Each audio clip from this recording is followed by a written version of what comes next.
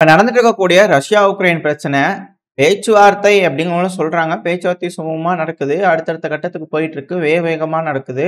முன்னேற்றங்கள் இருக்கு அப்படிங்கிறத பார்த்தா, நடக்கக்கூடிய விஷயங்களுக்கும், அவங்க சொல்லக்கூடிய விஷயங்களுக்கு சம்மந்தமே இல்லையே! நேர் எதிரா இருக்கே! அப்படிங்கிறது போல இருக்கு.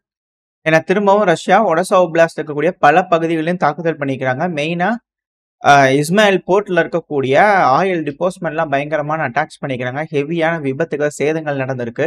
உயிர் சேதங்களும் இருக்கு அப்படின்னு சொல்லப்பட்டுட்டு வருது. அது கூடவே சுமி. இந்த சுமி ஓப்லாஸ்ட்ல வந்து பார்த்தீங்கன்னா, ரிக்கானிசான் ட்ரோன்கள பயன்படுத்தி ஹெவியான அட்டாக் பண்ணிட்டாங்க. இது போல பல தாக்குதல்கள் இருக்கு. இது அடுத்தடுத்த பேர்ல பார்க்க ஆரம்பிக்கலாம். இப்ப முதல்ல சொல்ல வரது என்னன்னா, இந்த சுமி பகுதியில ரிக்கானிசான் ட்ரோன்கள் பயன்படுத்தி தங்கு தடை இல்லாம ரஷ்யாவோட ட்ரோன்கள் ஹெவியான இழப்புகள ஏற்படுத்திட்டு இருக்கு. இப்ப சுமி ஓப்லாஸ்ட், ஆ ஒடெசா ஓப்லாஸ்ட். இந்த பகுதியில ஹெவியான அட்டாக்ஸ் வந்திருக்கு. இது போக இன்னும் பல அட்டாக் நடந்திருக்கு. 100க்கும் மேற்பட்ட ட்ரோன்கள் ரஷ்யா அனுப்பியிருக்காங்க. இந்த தாக்குதல பத்தி அடுத்தது பார்க்கலாம். அது மட்டும் இல்லாம களத்துல வந்து பார்த்தீங்கன்னா, வீரியமான முன்னேற்றம். இதுவரைக்கும் இல்லாத அளவுக்கான வேகமான முன்னேற்றம் குப்பியான்ஸ்க் பகுதி. இது இந்த கர்கிவ் பகுதியில மிக முக்கியமான ஒரு பகுதி. இந்த லிவிவ் சாரி அ லுஹான்ஸ்க், கர்கிவ். இங்க இருக்கக்கூடிய பகுதிகள்ல இருக்கக்கூடிய மிக முக்கியமான ஒரு சிட்டி குப்பியான்ஸ்க். அந்த குப்பியான்ஸ்க்க ஸ்ட்ராங் பண்ண ஆரம்பிச்சுட்டாங்க ரஷ்யா அப்படிங்கிற தகவல்கள் வந்துகிட்டு இருக்கு. இருக்கக்கூடிய தகவல்கள் என்ன ஏதுங்கிற எந்த ஒரு விஷயமும் வரல. அதாவது பேஸ் லைன் உன்னோட பாயிண்ட் என்ன? டெட் பாயிண்ட் என்ன? உக்ரைனோட டெட் பாயிண்ட் என்ன? அதாவது உதாரணத்துக்கு சொல்றேன். இப்போ ஒரு இடம் வாங்க போறோம்னு வச்சுக்கோங்களேன். அந்த இடத்த வந்து பார்த்தீங்கன்னா, ஒரு ரேட் ஃபிக்ஸ் பண்ணிக்கிறாங்க. இவ்வளோதான் ரேட்டு. 10னா 10 தான்ப்பா. அதுக்கு கம்மியா வராது. ஆனா நெகோஷியேட் பண்ணிக்கலாம் அப்படிங்கிற சொல்லுவாங்க. ஒரு ரூ. 15 சொல்லியிருப்பாங்க. ஆனா அவங்களுக்குன்னு ஒரு மனசுல ஒரு ரேட் வச்சிருப்பாங்க இல்லையா? அந்த ரேட்டுக்கு கம்மியா நான் உதாரணத்துக்கு சொன்னேன். என்னப்பா இப்படி பேசுற அப்படின்னு சொல்லிடாதீங்க. அதாவது எந்த அளவுக்கு பேசலாம், எந்த அளவுக்கு பண்ணலாம் அப்படிங்கிற ஒரு ரெட் லைன செட் பண்ணியிருக்கிறாங்க. அந்த ரெட் லைனுக்குள்ள பேசிக்குவாங்க. ரஷ்யாவும், உக்ரைனும் நேரடியா பேசிக்குவாங்க அப்படிங்கிறதெல்லாம் சொல்லப்பட்டு வருது. அதுக்கு இப்ப ரஷ்யாவுக்கு வந்து பார்த்தீங்கன்னா, இனிஷியேட்டிவ் இருக்கணும் அப்படிங்கிறதுக்காக இது போல நடக்குதா அப்படின்ற கேள்விகள் இருக்கு. அது மட்டும் இல்லாம செய்திகள் அதுக்கு ஏத்த மாரி வந்துட்டு இருக்கு. ஃபர்ஸ்ட் இந்த குப்பியான்ஸ்க் பேர்ல அட்டாக் நடந்துட்டு இருக்கா? இப்போ உக்ரைனோட ஜெனரல் ஸ்டாஃப் தரப்புல இருக்கக்கூடிய டேட்டாஸ்லாம் சீக்ரெட்டா வச்சிருப்பாங்க இல்லையா உக்ரைன். அதோட டேட்டா பேஸ் வந்து பார்த்தீங்கன்னா, யாரோ ஹேக் பண்ணிட்டாங்க. யாரும் இல்ல ரஷ்யா அப்படின்ற குற்றச்சாட்டுகள் வருது. ஹேக் பண்ணி உக்ரைனோட லாஸஸ் என்ன அப்படிங்கிறத வந்து பார்த்தீங்கன்னா, தகவல்கள் எடுத்து வெளியிட்டிருக்கிறாங்க. 17,00,000க்கும் மேற்பட்ட உக்ரைனோட வீரர்கள் உயிரிழந்திருக்காங்க அப்படிங்கிற விஷயங்கள் ஆதாரப்பூர்வமா டேட்டா பேஸ வந்து பார்த்தீங்கன்னா வெளியிட்டுக்கிட்டு இருக்கிறாங்க. சில மர்மமான கும்பல். அந்த கும்பல் ரஷ்யா பேஸ் பண்ணது அப்படிங்கலாம் சொல்லப்பட்டு வருது. நெருக்கடிகள், அழுத்தங்கள். 17,21,000 பேர் கிட்ட உக்ரைன்ல இறந்திருக்கிறாங்க அப்படின்னா, அது எந்த அளவுக்கு சிக்கல்? இது போல சிக்கல்கள் அதிக அளவுல இருக்கும். நெருக்கடிகள் ஜெலன்ஸ்கி அவர்களுக்கு இருக்கும். இந்த 3 வருஷ போர்ல விலாவாரியா 2022ல 1,18,500 பேர். 2023ல 4,05,400 பேர். 2024ல வந்து பார்த்தீங்கன்னா, 5,95,000 பேர். இதே 2025ல வந்து பார்த்தீங்கன்னா, 6,21,000 பேர். இது போல வந்து பார்த்தீங்கன்னா லிஸ்ட் எடுத்து அடுக்கி இருக்கிறாங்க. இத பார்க்கும்போது உக்ரைனோட மனசு மக்கள் மனசுல எந்த அளவுக்கு கோபங்கள், ஆத்திரங்கள உண்டாக்கும். பேச்சுவார்த்தையில வந்து பார்த்தீங்கன்னா, அழுத்தங்கள் பெருமளவுல உக்ரைனுக்கு இருக்கு. அட் த சேம் டைம் இந்த டேட்டாபேஸ்ல ரெக்கார்ட் பை ரெக்கார்ட் ஒரு நபரோட அவர் இறந்துட்டாரா, காணாம போயிட்டாரா, எந்த இடத்துல காணாம போனாரு, அவர் ஃபேமிலி போட்டோ என்ன, அவரோட டேக் என்னன்னு பல விஷயங்களோட குடுத்துருக்காங்க. சும்மா கவுண்ட்ட மட்டும் எடுத்து தரல. அவங்க பேரு, அட்ரஸ், ஃபேமிலி டீடைல்ஸ், எந்த இடத்துல இருந்து காணாம போனாரு, எந்த டைம்ல காணாம போயிருக்காங்க, தெரியக்கூடிய வகையில எந்த டைம்ல இறந்ததா தெரிஞ்சிருக்காங்க, டெத் சர்டிஃபிகேட்னு பல விஷயங்கள் பண்ணா லீக் ஆக ஆரம்பிச்சிருக்கு டேட்டாபேஸ். இது மிக முக்கியமான ஒரு சூழ்நிலை. இப்படி இருக்கும் சமயத்துல போரிஸ் ஜான்சன் அவர்கள் இங்கிலாந்தோட, யூகேவோட பிரைம் மினிஸ்டரா இருந்தார்ப்பா. ரஷ்யா உக்ரைன் பிரச்சனை இந்த 2022லயே முடிஞ்சிருக்க வேண்டியது. இந்த அளவுக்கு இழுத்து இருக்குன்னா, அதுக்கு மிக முக்கியமான காரணமே போரிஸ் ஜான்சன் அவர்கள் தான். அதாவது இவரு தான் வந்து பார்த்தீங்கன்னா கெடுத்து விட்டார் அப்படிங்கிறது போல உக்ரைன்ல இருக்கக்கூடிய அந்த ராடா, அந்த பார்லிமெண்ட் இருக்கு இல்லையா? நம்ம பார்லிமெண்ட்னு சொல்லுவோம். அந்த இடத்துல இருக்கக்கூடிய மிக முக்கியமான நபர்கள், பிரசிடென்ட் ஆபீஸோட மிக முக்கியமான நபர், ஹெட், இவங்க எல்லாரும் வந்து பார்த்தீங்கன்னா சொல்லியிருந்தாங்க. பொடையோலக் அவர்கள் நிறைய பேர் கொஞ்சம் கட்டால. இவங்க எல்லாருமே வந்து பண்ண சொல்லியிருந்தாங்க. யூகே தான் தலையிட்டு கெடுத்துட்டாங்க அப்படிங்கிறது போல. இப்போ இவரு தரப்புல இருந்து என்ன வீடியோ வரும்னா, நம்ம உக்ரைனுக்கு செஞ்சது போதல. என்னோட ஒப்பீனியன் கேட்டீங்க அப்படின்னா, இப்ப நடக்கக்கூடிய விஷயங்கள வச்சு பார்க்கும்போது, மேற்கு உக்ரைனுக்கு வேணுமான அளவுக்கு செய்யல.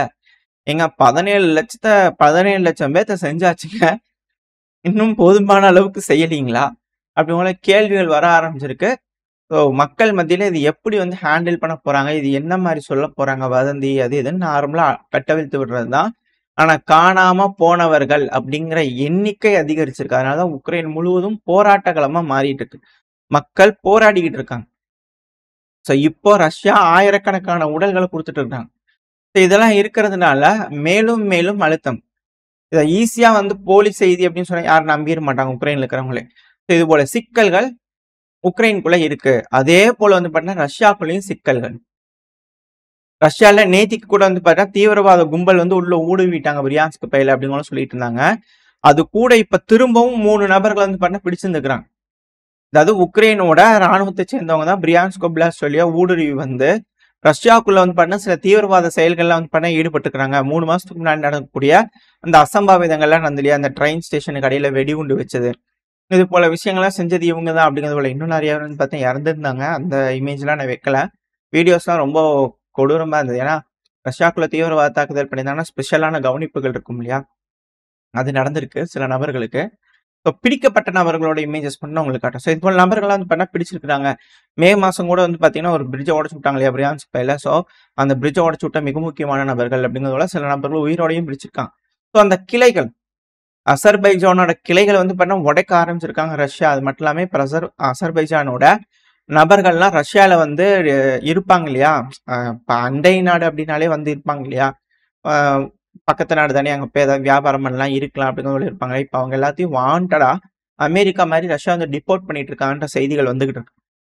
இரு நாடுகளுக்குள்ளேயே விரிசல்கள் பயங்கரமா அதிகரிச்சுக்கிட்டு இருக்கு. இப்போன்னு பார்த்து உக்ரைன் பிரச்சனை முடியுது அப்படின்னா, நேரா எல்லாம் அப்படியே வாங்க வண்டி எடுத்து வாங்க போய் என்னன்னு கேட்டு வந்துருவோம். கொஞ்சம் மூக்கு கொஞ்சம் பொடப்பா தான் இருக்குது. அப்படிங்கிற வந்துருவாங்களா? அப்படிங்கிற கேள்விகள் இருக்கு. அடுத்தது இங்க ஆரம்பிச்சிருமான்னு இருக்கு. அது மட்டும் இல்லாம ஸ்லோவாக்கியா தரப்புல இருந்து அதே உக்ரைனே வந்து முடியிற மாதிரி தெரியல. இருக்கக்கூடிய பிரச்சனைகள்லாம் பார்க்கும்போது. ஸ்லோவாக்கியோட ராபர்ட் ஃபிக்கோ அவர்கள். அதாவது இது என்னங்க? கொடூரமான ஒரு ட்ரீமா இருக்கு. அதாவது வைல்டஸ்ட் ட்ரீம். அவர் தப்பு கொடூரமான ஒரு கனவா இருக்கு. நாங்க ஸ்லோவாக்கியா ஆயுதங்கள் வாங்க பணம் குடுக்கணுமா உக்ரைனு? அந்த ஆயுதங்கள உக்ரைன் வச்சுக்குவாங்க. அது வந்து அவங்களுக்கு பாதுகாப்பா? போயா நீ வேற ஏதாவது நாங்கலாம் தரமாட்டோம். உக்ரைனுக்கு ஆதரவும் கிடையாது, ஒண்ணும் கிடையாது. அமெரிக்காவோட ஆயுதம் வாங்கி எங்க நாட்டுல வச்சுக்கிறதுக்கே எங்களுக்கு காசு இல்ல. இதெல்லாம் நாங்க வாங்கி கொண்டு போய் உக்ரைனுக்கு குடுக்கோணுமாக்கா? அது வந்து செக்யூரிட்டி கேரண்டி ஆக்கும். அப்படிங்கிறத வந்து சொன்னா அவங்க தரப்புல இருந்து பயங்கரமா வீடியோ பதிவுகள் போட்டுருக்காங்க. 2வது ஹங்கேரிக்கு இப்போ நேரா ட்ரம்ப் அவர்களோட அந்த பார்வை விழுந்திருக்கு. ஹங்கேரியோட பிரைம் மினிஸ்டரான விக்டர் ஆர்பன் அவர்கள் மேல அந்த பார்வை விழுந்திருக்கு. இப்ப இந்த பார்வையினால என்ன நடக்குது அப்படின்னா, கொஞ்சம் சொல்லுங்கப்பா. ஏன் உக்ரைனை யூரோப்பியன் யூனியன்ல சேர வேணாம்னு சொல்றீங்க? அதுக்கான டீட்டெயில் சொல்லுங்க அப்படிங்கிற பார்வை விழுந்திருக்கு. அதுக்கப்புறம் கடுமையான தாக்கங்கள் ஏற்படும். அதுக்கப்புறம் விளைவுகள் வேற மாதிரி இருக்கும். அப்படிங்கிற போல விஷயங்கள்லாம் வரப்போதா என்ன எதுங்கிறது பார்ப்பேன். நான் ஹங்கேரி, ஸ்லோவாக்கியா இப்போதைக்கு உக்ரைனை உள்ள விடுறதா இல்ல. போலாண்டுக்குமே விருப்பம் இல்ல. விடுறதா இல்ல. 2வது செக்யூரிட்டி அக்ரிமெண்ட் அப்படிங்கிறது போல யார் அதுக்கு செக்யூரிட்டி கொடுப்பா? என்ன மாதிரியான செக்யூரிட்டி கொடுப்பாங்களே பெரும் பேச்சா இருக்கு. நம்ம அடுத்தடுத்த பயில பார்க்கலாம். இதுவே பெரும் தலைவலியா இருக்கு. யார் ட்ரூப்ஸ் அனுப்புவா? யூகே பேக் அடிக்கிறாங்க. இது போல பல நாடுகளும் பேக் அடிக்கிறாங்க. இத்தனை நாள் வந்து பண்ணா நான் உள்ள அனுப்பேன். சரி அமிச்சுக்க அப்படிங்கும்போது இல்ல நான் அனுப்ப மாட்டேன் அப்படின்னா இது என்னது இது அப்படிங்கிறது போல இருக்கு. ஆனா ட்ரைனிங் பண்ணுவாங்க, ஆயுதங்கள் கொடுப்பாங்க, ரெடி பண்ணுவாங்க. உக்ரைன் ரீக்ரூப் ஆக போறாங்க. அவ்வளவுதான்ப்பா. இதுல இருக்கக்கூடிய விஷயம் இதான் இருக்க போகுது. கொஞ்ச நாளைக்கு கேப் கிடைக்கும் அப்படிங்கிறது போலதான் தெரிய வருது. பல ஆண்டு தரப்பு இது வந்து ஒரு ஏமாத்து வேலை. ரஷ்யா ஒத்துக்கவே கூடாது அப்படிங்கிறது போல அவங்க தப்புன்னு சொல்றாங்க. பட் இருந்தாலும் சண்டையே பிடிக்காம பல பகுதிகள் வந்துரும் அப்படின்னா ரஷ்யாவுக்கு கொஞ்சம் அட்வான்டேஜ் தானே. அதை தாண்டி போய் சண்டையை பிடிச்சிக்கலாம் அப்படிங்கிற ரஷ்யாவும் ரீக்ரூப் ஆவாங்களா அப்படிங்கிற அச்சங்கள் இது எப்படி. ஆனா 10 நாடுகள் கிட்ட வந்து பாத்தீங்கன்னா செக்யூரிட்டி கேரண்டியா கொடுப்பாங்க, ட்ரூப்ஸ் அனுப்புவாங்க அப்படிங்கிற சொல்லப்பட்டு வருது. அமெரிக்கா ஏர் சப்போர்ட் மட்டும் கொடுக்கறதா சொல்லியிருக்கிறாங்க. ஸோ இனிஷியலா உக்ரைனுக்குள்ள போகக்கூடிய ட்ரூப்ஸ் ப்ரிப்பேர் பண்ணுவாங்களா, இல்ல அவங்களும் டைரக்டா களத்துல இறங்குவாங்களா, இப்போதைக்கு பாஸ்ன்னு சொல்லிட்டு திருப்பி ஆரம்பிச்சிருவாங்களான்ற சந்தேகங்கள் இருக்கு.